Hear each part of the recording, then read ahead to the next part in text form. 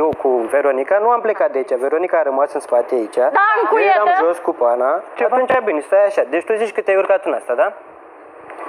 Hai, povestește. urcat Hai, în vino și asta? tu și continuă. Hai, vino și tu. Te-ai urcat în asta sau nu? Hai, vino și tu și continuă. Veronica, Hai, hai răspunde cu la- mine, acum. Răspunde la întrebare. Te-ai urcat în asta sau nu? Hai cu mine acum. Măi, răspunde la Hai, întrebarea asta. Hai, dacă ești deștept. Hai, explică și tu. Hai, Hai și tu să explicăm. Da, să terminăm așa. cazul, să înțelegi. Măi, în mașina Dacă asta, nu tu te-ai intervine, o urcat? să zici, ies acum. Te-ai urcat când am făcut pană, da? da. Și unde am mers? Și apoi m-ai mutat între asta, în mașina albă. Da, în fine, continuă povestea ta. Hai, continui și tu.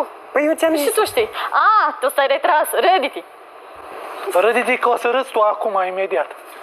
Tu Hai, mai râdi, continuă bine că să povestea vezi ta. acum și mă râd eu Pune- Și apoi mi-a dat pantalonii jos. Boy.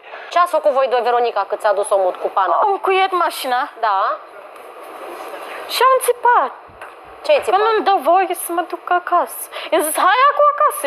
El se râdea. Cum se râde și acum. Nu mă râdeam, mă... Auzi, Veronico, cam la ce distanță erați de casă? Mult. Cam cât așa? Nu mai țin că era așa. Adică vreo 40 de kilometri așa? Vroiai să o iei la sănătoasa. Nu erau 42 de kilometri ca să te înscrii la maraton? Da, nu. Dacă vrei să te duci spre casă? Ce minți? Bun, continuă varianta ta. Păi da. Că eram în mașină cu tine. Auzi, Marian, dar dacă eram eu în loc cu ei aici în mașină, presupunem, eram eu în loc Da, cu îl ei, dezbrăcai și pe el? Iată. mă dezbrăcai și pe Uite mine? așa. Atunci e clar că erai în portbagaj de știi toate astea. Da, eram... E clar că erai în Să spunea portbagaj. cu cine era. Vrei să mă să Tu spun erai de în aici? portbagaj. Iar o amenințare. Nu mă impresionezi. Fii un gentleman. Așa, continuă. Nu-s vorba. Zic așa, Viorel, Viorel, Da, îi spun așa, dar dacă eram eu în locul ei, ce făceai? păi de ce n-ai fost tu în locul ei? Corect. Sau de ce nu erai tu lângă nevastă ta?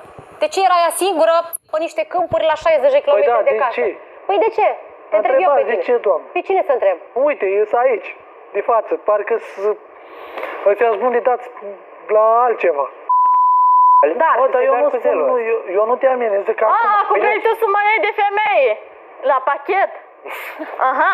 Bă, nu te râdi, Dar bă, tu n-ai, nu. băiatule, bă, băiatule. Veronica, dacă eu țin partea și de ce nu recunoști odată cum a fost? Zi, într-adevăr, te bate Viorel sau nu? Nu. Nu.